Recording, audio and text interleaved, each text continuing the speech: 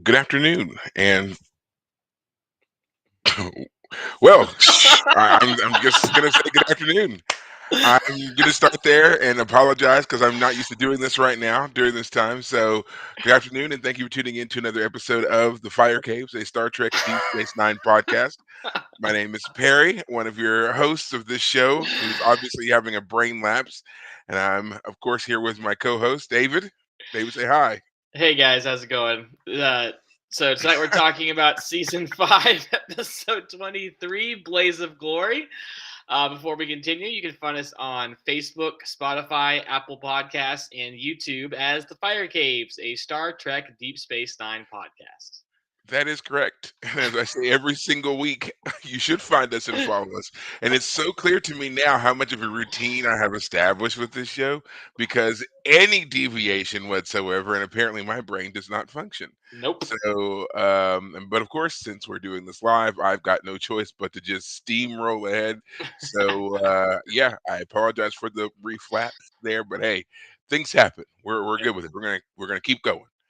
But you should find us and follow us because we are great. An awesome time that you can have talking about this wonderful show that is 30 years old, of course, and other things in sci-fi as well. So hopefully you enjoy it and you will want to keep tuning in. Yeah. So as David said, tonight we are talking about the episode Blaze of Glory. It is in the fifth season. It's the what? I think there's like three episodes left in this season after this one. hmm Uh, I feel like this is a great end to a thread that has kind of been pulled along the last really three seasons of the show ever since the introduction of the character Michael Eddington, and we're finally getting an ending here, and we get some other things wrapped up as well. Some interesting hmm information gets wrapped up here. So, great episode for us to be going over, of course, and yeah, before we get into it, though, of course, I always like to check in. It's been what, a couple of Two weeks now? weeks. Yeah. Yeah, 2 weeks. Yeah. So, David, how have your 2 weeks off been? Yeah. So part of the reason we took that break is because I needed to go. Well, I family was getting together to go see the eclipse that happened, the Hmm. total eclipse that happened, and so we rented a place near my brother's house so that other family members could come in, and that meant I couldn't record. The eclipse was fantastic. I don't think I asked you, Perry, if you got to experience it that day. I imagine you did. I did. Yeah. I absolutely did. It was, yeah, it was a spectacular thing.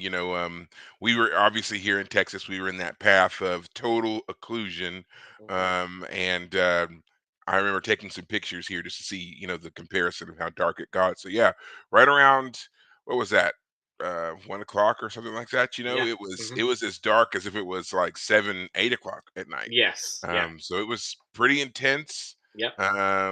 Did have a brief hiccup because I had ordered some viewing glasses a couple of weeks prior to the Mm. event, and then just a few days before the event occurred, I got a notice about how the glasses I had ordered We're were delayed. no, they were because they'd already arrived and I was prepared to use them, but gave me the notice that they were defective, so they were rushing me a new pair to wear. And I was like, thank God you guys caught this before the event because I was sure Y'all have going been to use them. screwed out of the Right. wazoo. Wow. Yeah. And so they sent me two new pair free of charge there, and I also got a Good. refund as well. So Oh wow. it was There's covering your mistake and then there's refunding as well. yeah. Wow, that So was kind of worked out in your favor. yeah. And I was glad because I mean I had my daughter, and we were all set with these glasses. And I mean, if they had ruined her eyesight, I would have burned the house down, burned the Yeah. world down. Yeah. But yeah, Yeah. it was they caught it in time. We viewed it, no issues, no incidents, whatever. It was quite spectacular. Yeah, it really was. Um, where I was, the cloud cover was coming in and out throughout the beginning part, but unfortunately it got worse. The worst part was right at totality, like the biggest darkest cloud at totality. We did get to see totality through the clouds briefly once or twice, Hmm. but it was unfortunately the worst time the clouds came over. But yeah, it was still an experience, so it was a lot of fun. um yeah, so that's why we couldn't record last week. And then in the meantime, I've been continuing to read the three body problem books, which have been interesting. I'm on book three now, called Death's End. Um, the show that just came out does use plot lines from all three books. It turns out that there are like plot lines from the modern era, as they call it, uh, Hmm. that get introduced to each book, and then I guess they're kind of weaving them all together here at the end of book three. So I'm only a little way past halfway in book three. It's the longest of the three books. They're really interesting. They're again not so much character driven as much as plot driven, meaning that the characters aren't necessarily going on character journeys. They're not changing as people. They do some, like the character in book two definitely goes through some maturity, but it's not about people going on your typical hero's journey type adventure. It's a mystery. What's going on? We got aliens. What are we going to do about these aliens?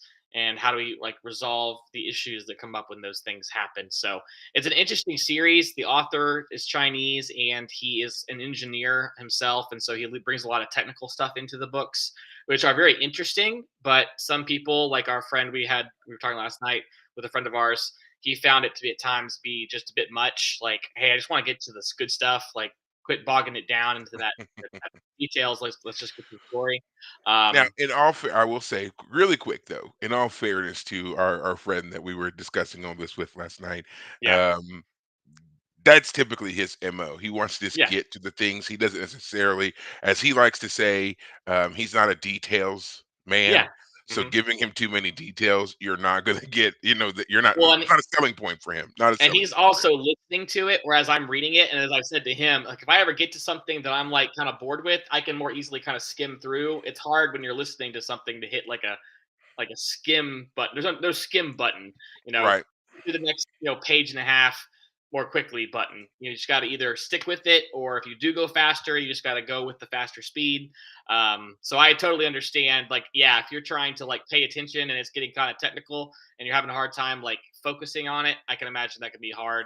But the books are very interesting. Anyone who's interested in hard sci-fi, very technically accurate science fiction, it's great stuff. It's The Expanse is hard sci-fi to an extent, but it does lean toward the more fantastical. Obviously, this series is trying as much as it can to stick to hard scientific facts when it presents its story.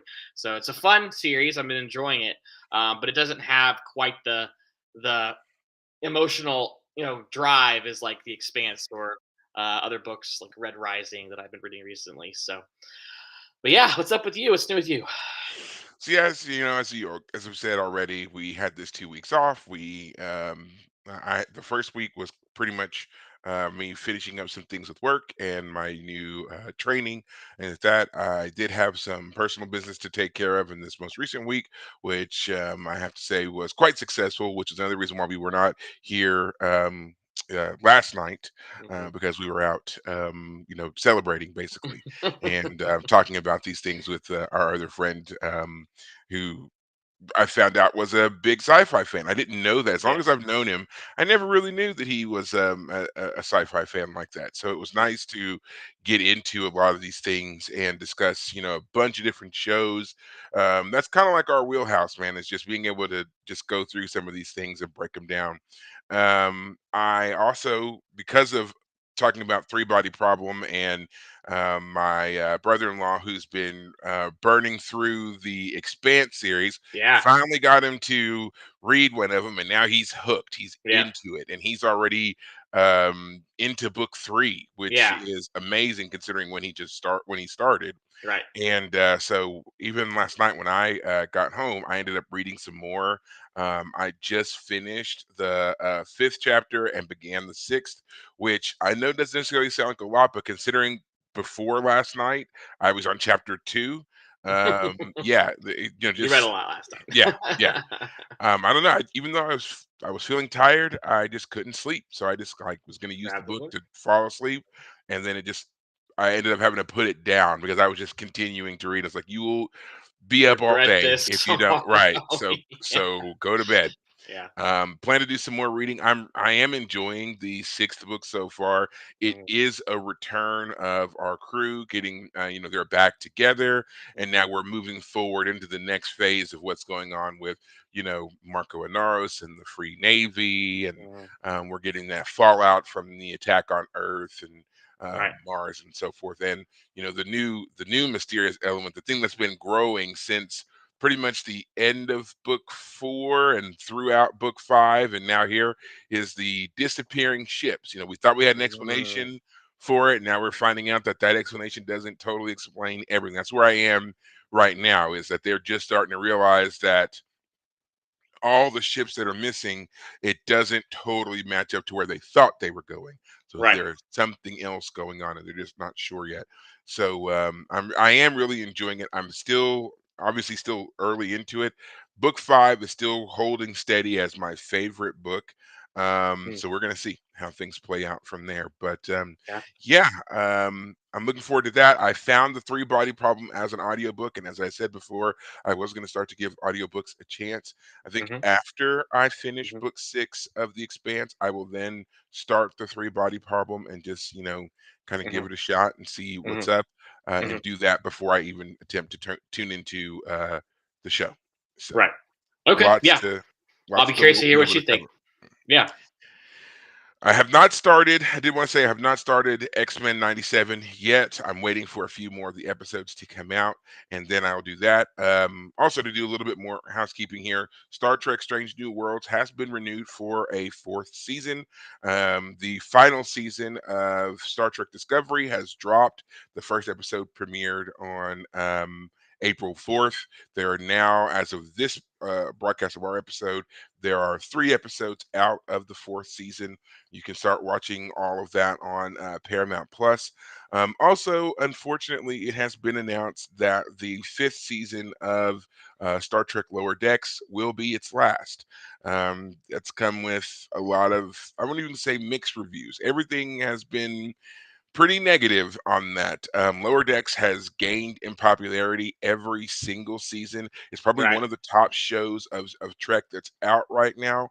I would even say that as great as Strange New Worlds has been, Lower Decks has captured more of the fan base than any other show, any other new show that's out. Hmm. Discovery, as much as I enjoy the show, I know it has always had a very rocky position in things, and so I don't think that's going to change even with the final season premiering. I think that the reception of it is still going to be pretty rocky all the way up to the final episode. I do like the story that they're presenting so far in the fourth season of Discovery. It's a throwback to a next generation storyline that never, was never completed as well. They never went anywhere else with it. And it was the episode involving the progenitors, which is a season 6 next gen episode in which Picard's um, mentor, Professor Galen, is killed, and Picard takes up the mantle of figuring out what Professor Galen was doing in Hmm. his last days, and then it sends him on a chase to solve the mystery, and they end up tying in with the Romulans and the Klingons and so forth, and it leads them to discover the originators of the humanoid form and so Right. forth. So this season, this final season of Discovery, is continuing that storyline. So if you have any interest in that Interesting. at all, you can watch it. And that's another part of it that I like is you don't have to have watched anything else of Discovery to watch this season and be able to enjoy it. Yes, they will make some references to things from the other seasons, but the way they're setting everything up, it's mainly going to be the tie-in to that TNG episode. So it's not going to be totally necessary that you have watched anything of Discovery to watch this season. So if you're Right. interested, I would strongly suggest checking it out. But again, back to Lower Decks. I am sad to see it end. It was a great show. It was really funny. It was a totally different take on Trek, especially as an animated show. Um, Very different, and I was really enjoying it. And I'm surprised that it's going to end. Now, there has been some speculation that this is kind of going to be the way that things go with Trek shows for a while. That they're not going to be doing much of shows going beyond a fifth season, This whole thought of shows having 7 or 8 seasons, things that they're not going to do that with Star Trek anymore. And if you look at current trends of all the shows, that would seem to be true. There aren't many shows in the new verse or whatever you want to call them, new Trek verse, whatever, that get to that point. They all seem to be canceled around the 3 to 4 season mark. So there is some concern about Strange New Worlds because, again, it is very popular. They did get renewed for their fourth season. Does that mean they're going to get a fifth season? We don't know. There is speculation that they won't. There also has been an announcement of a new Star Trek movie. Is supposed to be in the works. The Star Trek Section 31 movie has already been greenlit. They've already got a major cast. There's already a plot revolving around the character of Captain Rachel Garrett, which is another throwback to Next Generation. We see her; she was featured as the captain of the Enterprise C. So we don't know what that storyline is going to be, but we know that that character is featured. But there is also an announcement of another Trek movie. No title yet, no working cast as we know of, but there is another Trek movie slated to come out in 2026, I think it was. So on the one hand, they're doing a lot. On the other hand, they're slashing everything else. So who knows what's going to happen? But again, sad to see some of these shows come to an end. Yeah.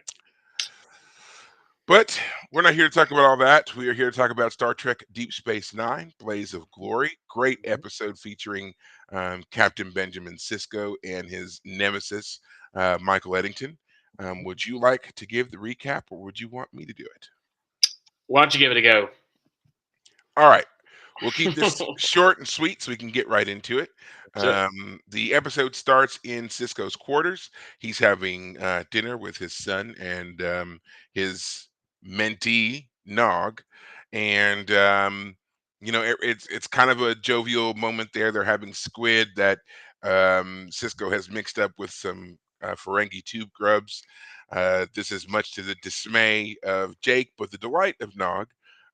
Their meal is interrupted by General Martok, who comes in with some disturbing news. They have intercepted a message from the remnants of the Maquis, and the message basically is saying that they have launched 30 missiles at Cardassia, and Martok reveals that uh, some months ago the Klingons, in their effort to really destabilize Cardassia, had partnered up with the Maquis and have given them access to cloaking technology. So Hmm. these warheads, which could be armed with any number of very deadly materials, could all be cloaked. So now they must find a way to stop these missiles. So it is important to point out here that this is the first time that we've had any follow up as to what's happened to the Maquis. If you remember correctly, the Maquis were always antagonists of the Cardassian government and the Cardassian military. They were Hmm. kind of like a thorn in their side that the Federation was supposed to wrangle in, but Hmm. never totally did. Right. And then when the Cardassians partnered up with the Dominion was like, hey, you're our allies. They're a problem for you. They're a problem for us. And they went in and wiped them out, slaughtered Right. them all. So Yeah. Cisco was able to arrest Eddington, but then the rest of the Maquis were pretty much, yeah, just wiped out by the Dominion forces in the Right. Jem'Hadar. So now this is the first time we've heard anything about them, and it seems like in their last ditch effort to have some sort of revenge or whatever against that, they have launched these missiles. Cisco sends Jadzia and Worf on the Defiant out to the Badlands to do a search. They are out there for a good while. I think they said it was like 50 hours, something like that. But they weren't able to do much effective searching because the Defiant is a very powerful ship. So even when cloaked, it still produces a signature that the Jem'Hadar ships can lock onto, and it was causing them some difficulties. So they gave up and came back. Right. No luck on locating any kind of missiles. Cisco then decides that he has to enlist Eddington to help him. And then this is when we finally get our update on Eddington, who apparently has been sitting in a Federation jail this entire time. I one thing I just as an aside, I thought it was weird. When they show him in the jail, he's wearing the same clothes that we saw him in when they arrested him. And I'm like, it's That's been true. months. It's been months. Yeah. Why is he still wearing that? Like, do you not have? Does he get a prison uniform? Are y'all Right. like stripping him down and washing his clothes and then giving them right back to him. Like, it didn't make any sense. Like, why isn't he in some kind of like, Federation jumpsuit, Hmm. something or another, Right. And I know that's like I guess it's not something that should bother us, but I just instantly noticed. I was like, why is he still dressed in those clothes? But whatever. So at first, Eddington declines to help out, but Cisco's basically like, if you don't do this, millions of people are going to die, and saying things like that, which Eddington's not really caring about. But eventually, he kind of comes around and agrees to go with Cisco to track down these missiles. Hmm. They can't take the Defiant, so they take a runabout. I believe it's the Rio Grande, and they leave the Federation prison and they go into the Badlands looking for the missile complex. Eddington has told Cisco that the missiles can't be, tracked down or diverted because of the way they've been programmed, but you can use an abort code to power down the warheads, but that has to be sent from the command center where they were launched. Hmm. So this is at some secret base in the Badlands. They go to the Badlands, and again, Eddington's kind of not wanting to be totally cooperative. But once again, Cisco tricks him into helping out because there are some Jem'Hadar ships that end up tracking them down, and he basically forces Eddington to assist and Hmm. put them on the right track to the base. They finally they seemingly evade the Jem'Hadar. They make their way to the base, and after fighting off a few Jem'Hadar and making it to a secret compartment on the base, they find out, or Cisco finds out, there's not actually a missile complex there. It was a fake message, a coded message to Eddington to let him know that the last remaining survivors of the Maquis had made it to this seemingly safe space, Right. but it was quickly overrun by Jem'Hadar, and now this had turned into kind of a rescue mission and an Hmm. evacuation mission, evacuating out the last of the Maquis. Um, Eddington gets shot in the chest, so now we know that he's going to die because if we remember from previous episodes, when you get even a glancing blow from a Jem'Hadar weapon, you don't tend to survive. So he volunteers to stay behind to give Cisco and the remaining survivors a chance to escape onto the runabout. Hmm. They make their way through some tunnels onto the runabout. Meanwhile, we see Eddington get lit up by multiple phaser strikes, disruptor blasts, whatever, where he dies. Hmm. And Cisco helps the rest of the Maquis escape. Right. That is basically story A. Our B storyline involves Nog, who we Hmm. haven't seen much of.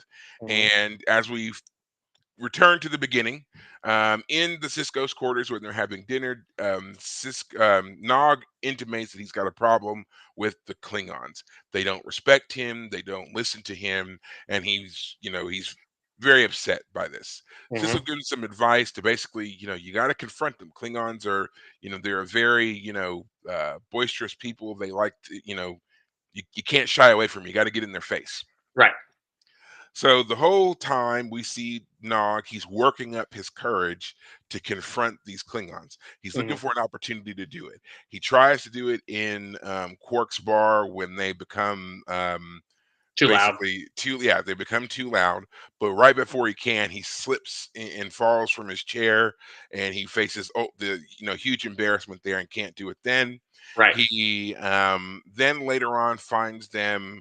Um, On the Loitering on the promenade. promenade, and that's when he finally gets his gumption and confronts none other than General Martok himself, who Right. is speaking to a couple of his aides in there while they're loitering on the promenade, and he gets them to clear out. And after that, we see that Martok treats him with more respect and gives him general Yeah. acknowledgement when he Yes. sees him. And so Nog Yes. has now overcome his kind of fear of confrontation and fear of the Klingons, and is now Earned feeling respect. himself. Yes. Yeah. So that is essentially the episode itself. We got our lighthearted little bit there with Nog kind of having a growing moment. We get to see the evolution of the character a little bit here, and then of course we have the ending of Michael Eddington and the Maquis with Hmm. Cisco. Hmm. So Now, of course, there's more to this episode than that, and we are going to get into it. There are a lot of interesting talking points that we get between Eddington and Cisco, and I definitely want to get to those. But first, as always, David, Mr. First Time Viewer, what did you think of this episode? Yeah, what I was thinking is the guy who plays Eddington name is Kenneth Marshall, who's been playing Eddington since is it season 2 or season 3? I think he comes into season two. Is it the No, season very three. end? I'm sorry, season three, because Okay. we did see him in, or we saw another Security Federation officer. security officer in season two, but for some reason he didn't work out, and so they brought Eddington in to replace him, and Right. Eddington was there ever since. And Eddington always came off as this kind of bland person when he was just an officer on our team. He did like the first episode he shows up, he chooses to obey some sort of order from another captain that puts him in a weird position with the rest of the crew where it looks like he betrayed the rest of the crew. And Hmm. then turns out he was just following orders. So when we last saw Eddington was in the episode for the uniform, which is only 10 episodes ago. He was it was like, oh, this guy has been willing to betray people for a while. We just didn't realize how deep it went. um, so before he revealed himself as a Marquis member, he was a bit of a bland character. He did do some important things, like help save the crew when they had to like buffer their, transport energy in the system until they could get them out. I forget all that happened that episode, but I remember that was important from him. But anyway, in these episodes that he's been part of the Marquis and openly so, he has been much more aggressive. Which has his personality has gotten is more open. He's really in Cisco's face a lot, especially Yes. early on in this episode. He keeps saying, "Oh, you did all this for your ego. You're not actually interested in saving people. You're just interested in making sure that things don't go making sure things go your way." And this is the Maquis were a blight on your record. That's all it was. He brings up Cal Hudson. The first episode of the Maquis was with Yes. was with Cal Hudson, and we haven't seen him So yeah, since this those is the episodes. yeah, this is the first time we've actually even had anybody mention Cal. Yes. So again, this episode ties up a lot of loose threads here. One of them is we find out the fate of Cal Hudson here, who we now Hmm. know was killed Hmm. some time ago. So. Right. And he knew Eddington because apparently Eddington heard from Cal that Cisco was a good man, and Cisco Mhm. says that Cal was a good man. But anyway, my point is that I like the idea that Eddington was more like he was more of a character as opposed to just kind of this wet blanket, bland kind of guy. Um, Well, yes. So that was always supposed to be the point. Remember, yes. when we first meet Eddington, as you said, that was in the season three opener called The Search. This is where they were going on the search for the Dominion. Hmm. And he does, he doesn't disobey Cisco, but he follows an order from an admiral that, you know, basically transferred him to Deep Space Nine was they were supposed Right. to go on a search mission only. They were not supposed to engage the Dominion in any Marquis. regard. And when it Right. seemed like they were going to, he sabotaged the ship to make that hard for them to do. So that was his first official act. But yes, other than that, he does set himself up multiple times as kind of being this very bland, one dimensional. I'm just a guy who follows orders. We even have that conversation on the Defiant Bridge where he's like, if they tell me to help the Maquis, I'll help them. If they tell me to hunt him down, I'll hunt him down. I'm Right. just here to follow orders. It's not my job to think about who's wrong, who's right, who's whatever. I just do what they tell me. Right. It's such a like crappy but bureaucratic answer. It Right. almost puts a red, in my opinion, it's like a giant red flag went up for me when I heard that the first time. It was like, that guy is a total plant. No one is Right. just that. So, orders are orders. I'm going to do whatever, and he wouldn't even engage in a conversation about Right. it. So, but yeah, I think that was the point because then we see him later on Mhm. in For the Uniform and he's way more vibrant. He's got way more of a personality and then Yeah. we see the same thing here with him in Blaze of Glory. Yes. Yeah, he's very insulting, very dismissive, contempt, he has contempt and hatred for Cisco. He says at one point, I wish I knew if I'd be happier if I just killed you to Cisco. Um, so it's interesting the character like does a 180 in terms of like bland to like aggressive and angry and insulting and open-minded and And outspoken. complex, and Yeah, it's one of those things where, like, they try to make you side a little bit with our villain, with our antagonist, you yeah, know? Because remember, even in the other episode for the uniform, when Eddington was talking to, Cisco, he was talking to him about, like, how the issue is, not even necessarily the Cardassians, but it's the fact that the reason that the Federation hates the Maquis so much is because these are humans, these are Federation citizens who left the Federation. You're not supposed to right, want to leave paradise. yeah, That's what he says. Like, we have paradise here, but we turned our back on that, and that's something that you can't stand because you can't understand it. Why would we want to leave the hmm, safety and comfort and serenity of the Federation? right, And he does that here in this episode when yes, Cisco gives him their food, for example, and right, he's talking about the replicator and how, you know, it's bland protein resequenced as chicken or whatever it was. yep, And he's just like, what pride did you have in growing the vegetables and, putting this all together and actually making a meal?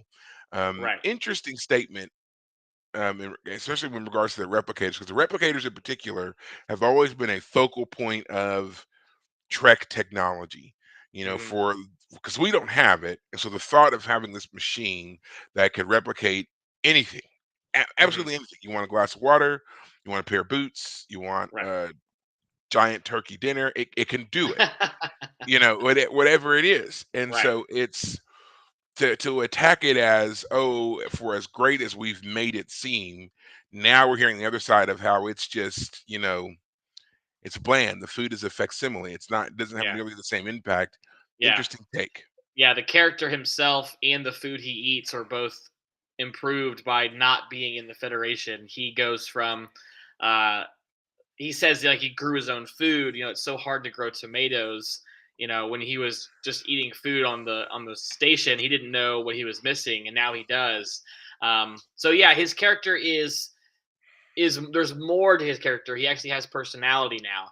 However, the reason I bring all that up is because every time he tries to make a jibe at Cisco, like it's your ego, you don't care about this, you don't blah blah blah. Everything he says at Cisco, I'm like, no, bro, that's you. You're describing yourself. You're the one who has the ego. You're the one who thinks you're better than everybody else. Every critique you think you're actually pointing at Cisco, you're actually pointing at yourself.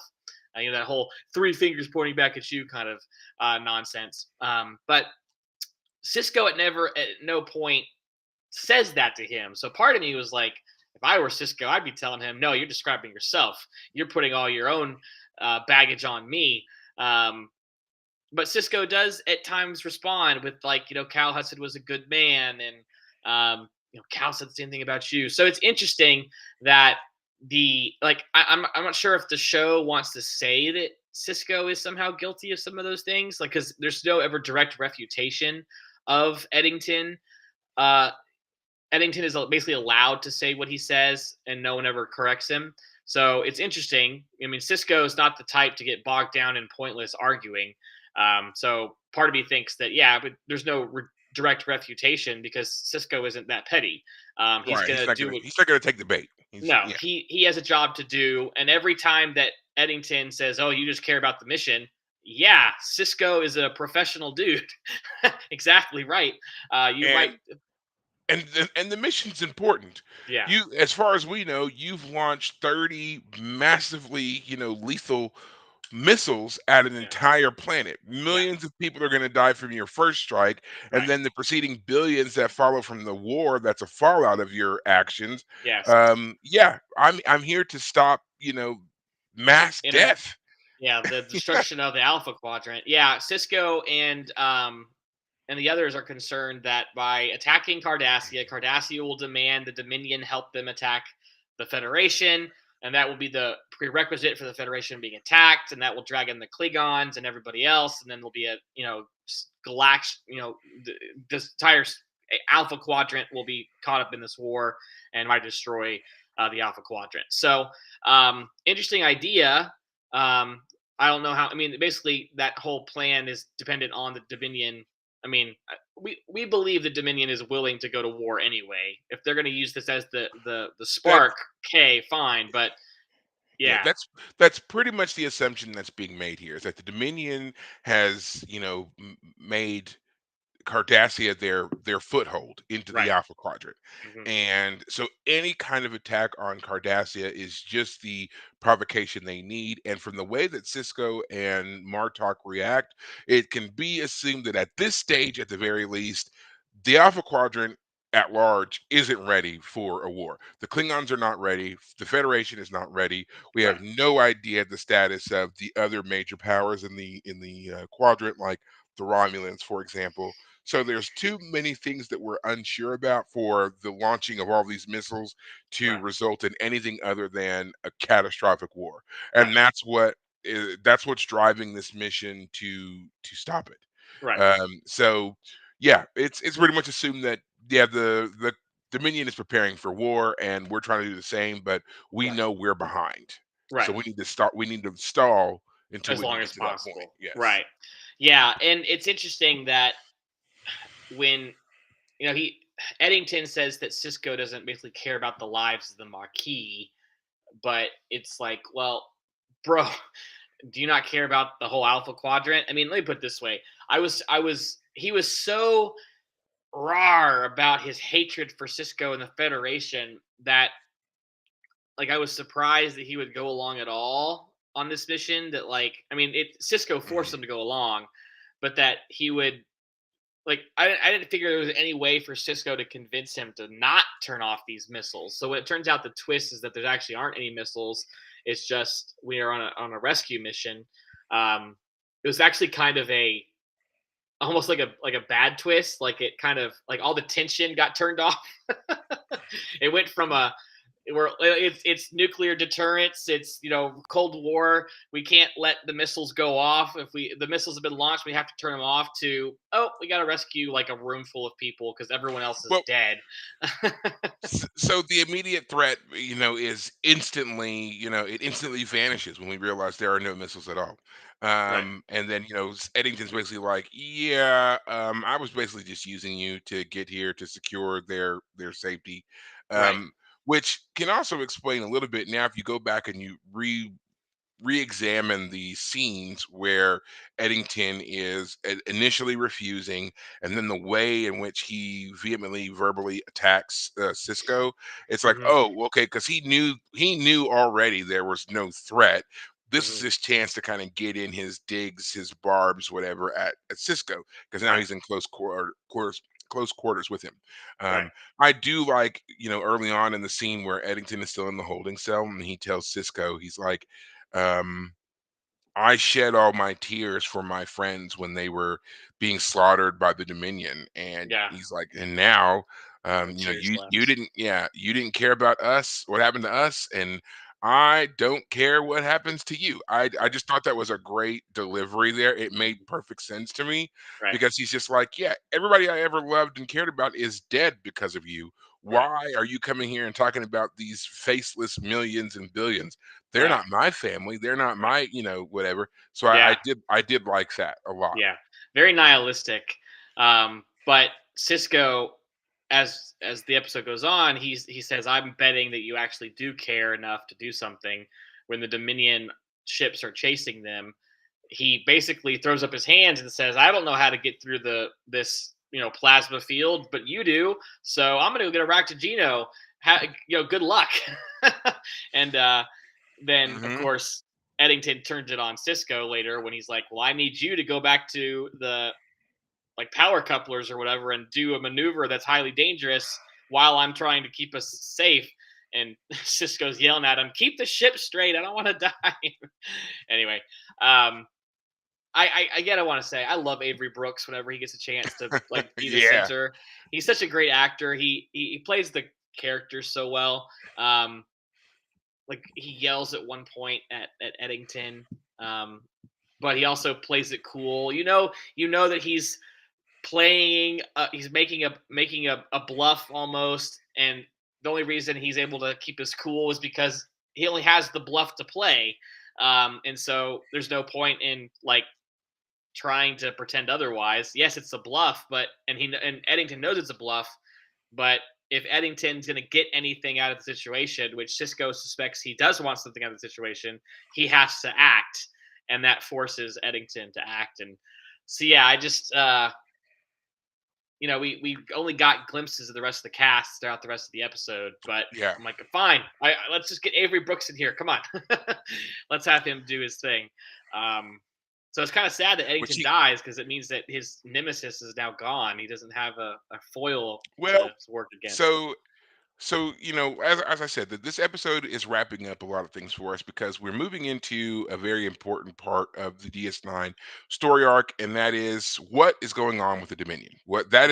that is going to be our focus. We have been whispering about the Dominion since season 3. We've had Yes. no real major conflicts, Confrontation. interactions, confrontations, nothing really with the Dominion yet. Everything that we've gotten with them has been these very, like kind of compartmentalized things. So we know that they're a growing threat, and we've been actually hearing about the Dominion since season 2. We Hmm. just finally got to see them in season 3, Hmm. and now we're getting bits and pieces of that. So I think that the whole point of this is, like I said, with like characters like Kira and Odo, and now even Nog, we're seeing the evolution of these characters to put them into a particular position to be ready for this next major thing that's getting ready to happen. And um, you know, uh, the beginning of season 4 was kind of the kicking off with that because Worf comes in. Then season 6 is really where a lot of this takes off. Um, and we're seeing a change here with Cisco and the way the other characters are interacting and stuff as well. So I think it was very important because, as I said, there were a lot of loose ends here that, as we're ending season 5, we needed this stuff to be wrapped up, and I feel like that's what they've been doing.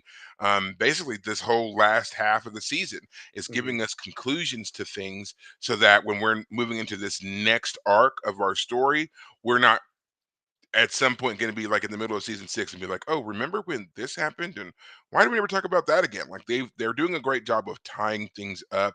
And Hmm. when it comes to the whole presenting of Cisco's nemesis, that person's actually been there all along, and we just didn't realize it. Hmm. So as a person who's watched this many times, when that happens, a lot of other things that we've been seeing will make sense, Yeah. and you'll be like, "Well, this was obvious." It's like, of course, this was the person. Hmm. So, not gonna say who it is, Gold but Dukat, it's obviously. wow. Okay, way to ruin things. Yes, it's Gul Dukat,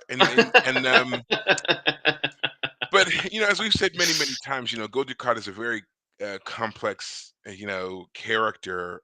He's Mhm. probably one of the greatest villain developments that I've seen in a very long time. He started off as our main villain Mhm. antagonist. We saw a brief time where we were kind of not quite friends, but not enemies Right. anymore, Right. and we got a very personal side of him with the infidelity and the family stuff and Zial and all of that, his Right. fall from grace and his determination to rebuild and all Right. of these things.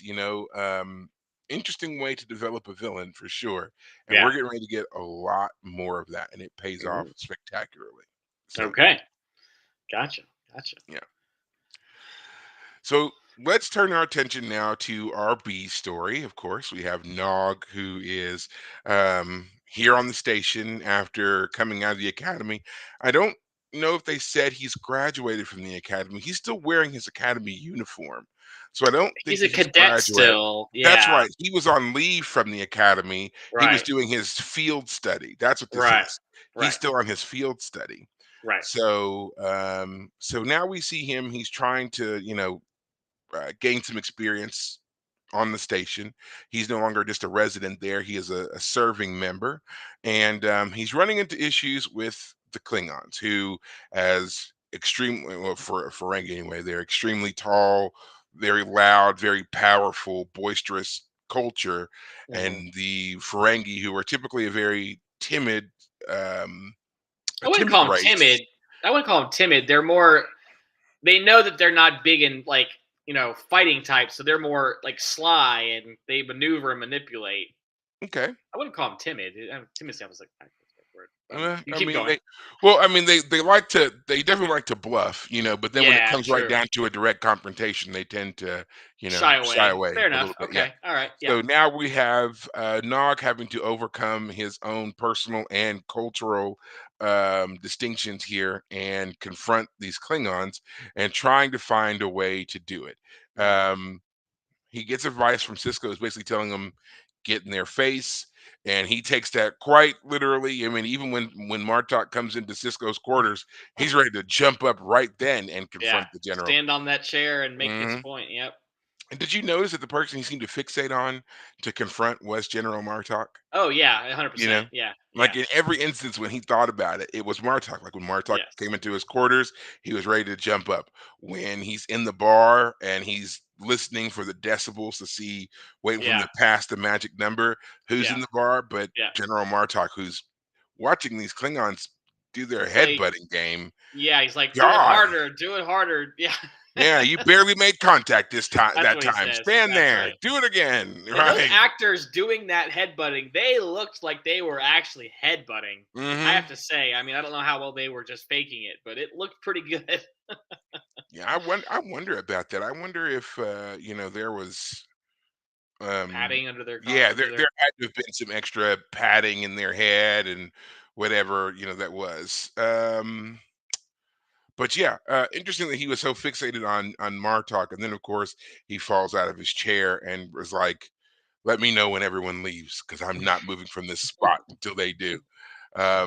But Nog is a great character. Watching him grow, watching him develop, is always delightful, I'm going to say. And I think that all Mhm. stems back to when he pleaded with Cisco to recommend him Mhm. to Starfleet. I think that's why you like him so much when you're watching his scenes. Mhm. Well, any main takeaways from watching Nog in this one? Well, the best part, of course, is when he confronts Martok and the two Klingons eventually on the promenade. They're in our old spot. They're doing it on purpose. They know that that's where our old spot was. And I'm like, bro, I don't think they know. They just know it's just a good spot. You guys liked it when you were younger. They like it now. That's all that it is. And But that's no, he even what takes it Jake says. personal. And that's what Jake says. Like, oh, maybe they know a good spot. Yeah, yeah. But yeah, when he confronts them, Martok says, "Are you brave or stupid?" And he's like, "Probably a little bit of both." And that allows Martok to laugh, and that gets him the respect he deserves. They go ahead and walk on, and then at the end of the episode, uh, Kira says something to Nog. I forget what it is, but when they get on an elevator, Martok steps off, and he acknowledges Cadet. He says, Yeah. "Cadet." Doesn't even say anything to Kira, and and she's like, "What was that about?" And he was like, "Respect." And it's just great. Mhm. It's like, yep, Nog's coming up in the world. He's making his waves, So good stuff. Good stuff. Yeah, Nog is always one of those characters who, like I said, you like watching his development and kind of getting over some of these things. And as we also said once before, it's nice to see him thriving in the Federation culture because, as we know, him being a person who wanted to be a leader or being someone who wasn't bound by chasing profit all of his life. Mhm. As a Ferengi, that would have made him, an outcast, a Right. pariah of sorts. That's Mhm. not what Ferengi culture is about. He recognizes that early on. He was aware of this, not only for his own sake, but also for his father's. And now Mhm. you see him again continuing to move forward and flourish. I really like it. It's one of the few things that helps me to kind of change my perspective on Ferengi a little bit. Quark is still Quark and is gonna always be this kind of Ferengi that a Ferengi's Ferengi as he wants to be, Mhm. called. Yeah. And we even see a little bit of Quark in this episode. He gets beat up by Morn of all people. Yeah. But I yeah, was it's just say. kind of proving the point there that he's just, you know, there's a fundamental difference between the two of them that I enjoy seeing so much. So, Yeah. now Yeah. about that scene, what was that? What was going on there? Quark, I know he got beat up by By Morin. Yep. Morn, but what was the He reason? he was talking with Morin. He was basically talking out loud about how the Dominion, when they make a move, they're going to make a move against the station first. It makes sense that the station will be the first target once the Klingon or once the Dominion attack, and that basically set Morn off. Like he attacked Quark, basically kind of like shut up, freaked him out and scared him, I guess. So Kira and Odo come to ask, why he set Morn off, and Dr. Bashir is poking and prodding him, and he's like, "Oh, it hurts," before Dr. Bashir even does anything. So yeah, Quark gets to have his scene in this episode because everyone is primarily just kind of relegated to the background for a little bit. They're only in brief scenes, but of course, Quark's causing trouble without even meaning to. So And this is also another mention of Morn talking. yes, In the scene, they said that Morg stripped out of his clothes and ran yes, screaming from the bar. We're all right, doomed yes, before they were yeah, able to track him down and calm him down. Of course, yeah. it's something that we do not hear or see. We've never seen Thank Morn goodness. talk. We never will see him talk. I And assume. we've never seen more naked either, and we never will. So we don't need to worry about that Yeah. either. So I like that running gag. Every time we see him on screen, he's not saying anything, not making a noise. But apparently, off screen, he's a talkative fella. yes, he is. Like that running joke. Oh, you know how Morn is. Once you get him going, he never shuts up. It's like okay. Yeah, yeah. Just so I think happens that it's never we see that. Yeah. Go ahead. Sorry. it'd be great. It'd be great if in some other like some other Trek show we find another member of Morn's race, Yeah. and they're just hyper chatty, Yes. hyper talkative, like whatever they are to us when we're meeting them, they're an ambassador or something. So you can't, yeah, something that makes it hard to tell them to shut up. Because Right. they're like, if they're like an ensign or something, you can just order them to be quiet or whatever. Yeah. But for An them to be like ambassador would a be great. Yeah. president, an ambassador, somebody, and then it's like as soon as you say, "Hi, I'm so and so," they're like, just like a just word vomit at you. I think would be hilarious and be like, this is what we were missing. This is why. Yeah.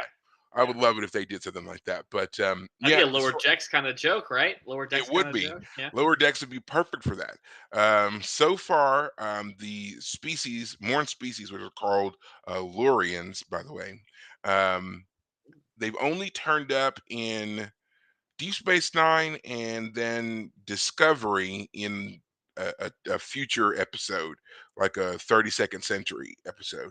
And even then, we didn't. They weren't on screen long enough for it to be more than you just seeing them and be like, "Oh, you're Morn's race," and that was about it. So there was no Right. talking there for that. Um, Right. well, okay. I think that we're coming up on the end of our time here for our episode. Are there Yeah. any other thoughts that you may have about this one as we move forward? No, it is a fairly simple one. Because obviously we're ending much earlier than we usually do, just because we usually just talk and talk and talk and talk. But this one just it kind of is. Oh, Um, go ahead. oh yeah, there's something I else. just I I mean, just realized something. Yes. yeah, go ahead, go ahead. Um, this is supposed to be the end of the Maquis. Okay, so Oh we yes, we knew already that the Dominion had gotten together and wiped out the Maquis, and then here we're seeing this last group of ragtag survivors. But this is supposed to be the end of the Maquis. But as we all know, or as I know, and I'm going to now tell you, David, when Star Trek Voyager begins, the hmm whole purpose of the initial mission was to track down another leader of a faction of the Maquis. And right. on that show, the two crews end up having to join together and work together. So the crew of Voyager becomes half Starfleet, half Maquis. And so Ah, the actual ending of the Maquis is on Voyager, Deep Space not Nine. Deep Space Nine. So though all those Maquis members have escaped death because they're on Voyager and in the Delta Quadrant and so forth. Right. Now there was, like, again, for all intents and purposes, this is supposed to be the end of the Maquis. There was some back and forth about this behind the scenes because of the fact that Voyager was continuing, and Mhm. so they were like, we don't want to necessarily spell out that this is the end of the Maquis because we don't know if we want to use them for something later on in Voyager's run. But that is effectively what this becomes because Right. they don't really do anything with The the Marquis from then Maquis out. at least the Maquis in the Alpha Quadrant. They don't really do anything else with them again. There is in one of the episodes of Voyager, Chakotay, who was the Maquis leader, does get word that all the Maquis were wiped out by the Dominion, and so he ends up spreading that news around to the other former Maquis members on Voyager. And there's some, fallout from that as people find out that friends, family members, and so forth have been slaughtered. But other than Right. that, we don't really see or hear from the Maquis again. So this is it. This is it for them. Gotcha. Yeah. It's interesting that Eddington becomes the character that represents the Marquis here at the end because we don't have Cal come back. We don't have Instant Row, for example, as I've said a million times, great character. But you've said that she reappears on Picard, so I'll just have to get to Yeah, Picard to find out what happens there. yeah. But yeah, yeah, the Marquis were a great faction. They were a great idea. Like as you said, with Eddington being like, you guys thought that anyone leaving Paradise just couldn't. It's just impossible to think of. Yeah, it's a nice. It's a great idea to point out that yeah, there. It might seem like utopia, it might seem like paradise, but maybe there are people who wouldn't want to live in that society for Hmm. whatever reason. And what does it mean to be not only like outside the Federation, because we've seen, you know, villages and groups, outside the Federation having to, control their own destiny and survive. Hmm. But this is a group that's directly antagonistic with the Federation, Hmm. and only because the Federation had come to that agreement with the Cardassians about where the border would be, and that neutral zone was going to be no Federation, no Cardassians. And the Maquis said, "You guys abandoned us. The Cardassians are not obeying that treaty. We try and defend ourselves, and instead of backing us up against the Cardassians who are breaking the treaty, you come after us like we're the ones breaking the treaty, like we're the bad guys, as opposed to enforcing the treaty with the Cardassians." So it's a great idea. If Hmm. it's done, it's done. In some ways, I'm sad that it ends kind of on a whimper in that sense. Like they Yeah, just kind of go out. I mean, it's called Blaze of Glory, right? yeah. But more of a whimper actually. So So, So you make an interesting point because growing up and being I will call myself a lifelong Star Trek fan. Growing up and watching all of the iterations of Trek, that is one of the things that has always been the main core feature of Star Trek was how we wanted to be a part of this world. We wanted to mhm, be a part of this, the utopia or the paradise as it's described. right. Earth is clean. There's no sickness, no disease, no homelessness, no poverty. There's none of these things. It's perfect. It's as close to perfect as it can be, and that's what we see in the original series. Certainly, what we see in Next Generation. Anytime they go back to Earth for Mhm, anything, Earth is just it's beautiful. It's such a scenic place. mhm, And it's not until we get into Deep Space Nine that we see that there are cracks in this facade. mhm, And I think that's one of the things that initially, especially when the show was first airing, caused some issues for fans because we were so used to hearing again how wonderful and perfect the Federation was, and to find all of these groups who were poking at it and finding fault with it. It's one thing when it's coming from, say, an outside alien culture who has a different cultural view and calls something that the Federation does wrong or reprehensible or suspect, and we can kind of brush that mhm. off. But when it's your own people, when this Yeah. group of humans is like, yeah, we don't want to live like you do. We want to do other stuff. We want to do things this way. It's kind of like, it's a slap in the face because this is like we've been told that we've Mhm. been working towards. If you want to Right. follow the years, the timeline, this is what humanity has been working to achieve for hundreds of years, and we finally gotten there. Only for this group to be like, no, we don't want to do that. We don't want to live that way. And Right. the critique, I love how the critique always seems to come back to the replicators, because this is not the first. I mean, it's not the first time the replicators have been brought up as kind of like a weird marvel that Star Trek has, and it's Mhm. certainly not the last time that the whole reuse and reorganization of amino acids, protein chains, matter in Right. general, resequenced to be something else has Been brought been a up. focal point. Yeah. Even on Discovery, there's a point where one of the admirals is eating an apple, and he gives the apple or gives an apple to the person he's talking to across the table, and they're like, "Yeah, okay. I mean, it's bland. It's kind of bland. No big deal." And he's like, "Yeah, it's made from our shit." And they're like, "What?" And I mean, it's like the look on their face. It's like, but yeah, I mean, it takes the waste, it breaks it down, and recombines the molecules and atoms and the protein chains, and it's all reformed and whatever else, and it comes out to be something else. And it's just like, we don't need to hear you say that, Yeah, thank you. Yeah. I just have to right? laugh though because I mean, manure, fertilizer, all that stuff is also I made mean, with and that's and excrement. that's and So I mean, it's essentially the same thing too, because I mean, we do that now. I mean, like you just said, yeah, manure used as fertilizer for crops, and that's been going on since like the beginning of farming. farming. Yeah, Yeah, yeah, so the way they always try to make it sound so shocking. yeah.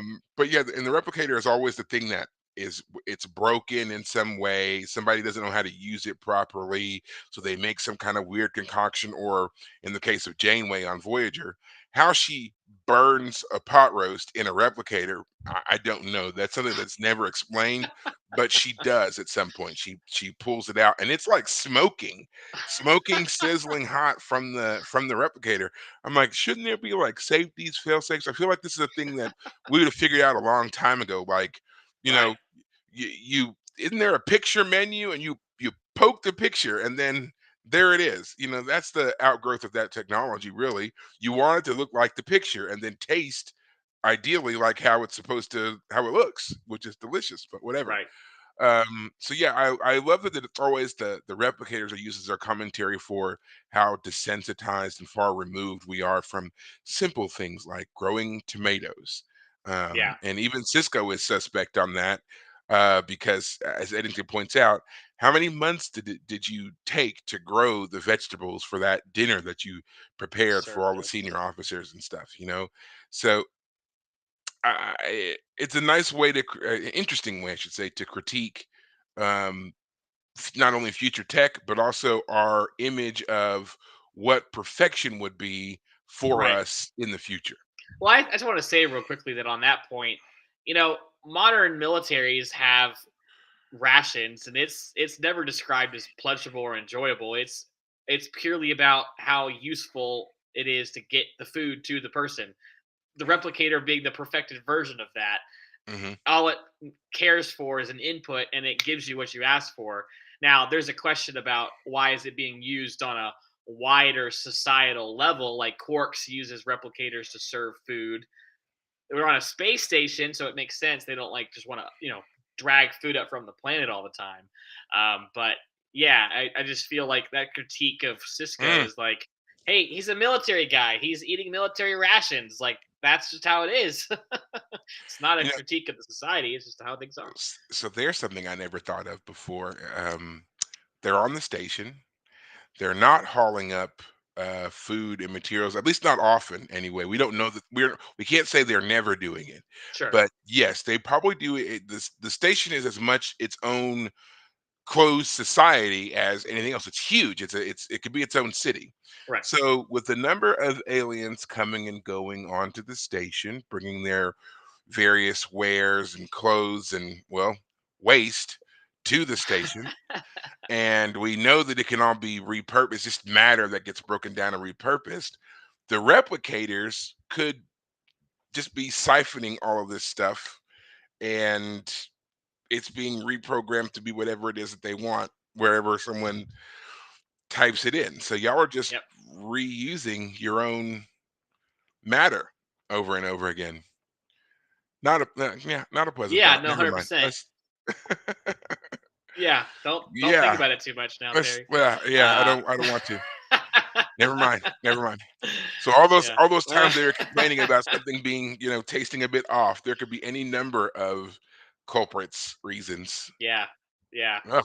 Turns out there wasn't enough potassium in the poo this time around, so Yeah, he didn't have right. enough to use the food.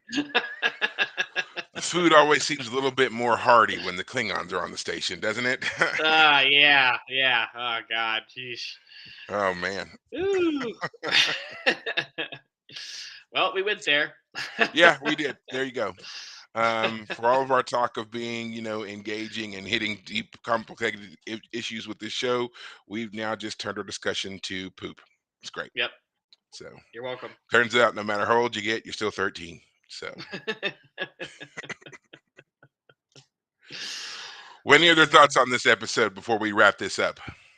Nope.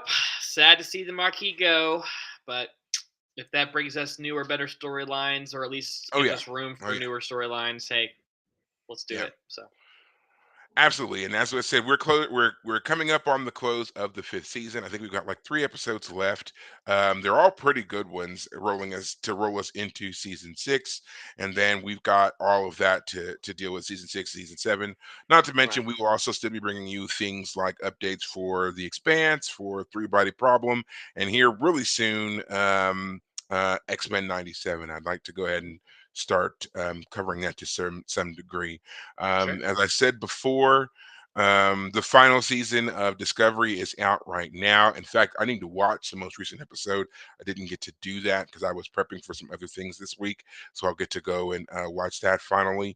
I strongly encourage every person to check out Discovery, no matter where you are in your Trek watch, your Trek fandom, what's your favorite show, whatever it is. You should go watch it. Yes, it is different from the other Treks that are out there, but it's supposed to be different. That is the entire point of the show, is it's supposed to be different. If you go into it thinking, "Oh yeah, I just can't wait to see more of the same old from 40 years ago," yes, you will be disappointed because like our own society, like your own life, you are not the same person that you were 5 years ago, 10 years ago, 15 years ago. Why would you expect anything else to be any different? Everything changes.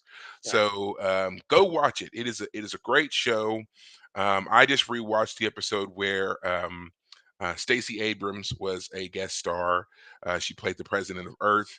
I always like revisiting that episode because of the controversial factor of her being in the episode and playing a political figure, a president, no less. And I will always defend it simply because I know for a fact that before she was who she is, before all of that stuff happened, she was an avid Star Trek fan. And I will say to anybody, if you got the opportunity to be on your favorite show, you would take it. If somebody came to you and said, "We will put you in your favorite show, we'll give you a customized outfit, dressed in your favorite show in the style, whatever," you would take it. Doesn't matter your political affiliation. Doesn't matter, if you got a birthday cake or whatever it is that's making you different or special or whatever. You would take it, and that's what she did. yep. That's it. That's all I'm going to say because I could all of a sudden get on that soapbox and speak about Discovery for quite a while because I'm deep into defending that show these days. So, as always, guys, you can find us and follow us anywhere that you happen to do your social medias. We are the most rapid in responses on Facebook. So if you have any questions, comments, concerns, please send them there and we will get back to you as soon as we can. You can listen to us anywhere you happen to listen to podcasts. I do it on Spotify. And of course, you can tune into our live show every week on YouTube. Typically, we are on Saturdays, but as I said, this is special for some of the things that came up. But yes, we'll be returning to our regular Saturday time slot as always. So until next week, guys, take care of yourselves. Thanks, guys.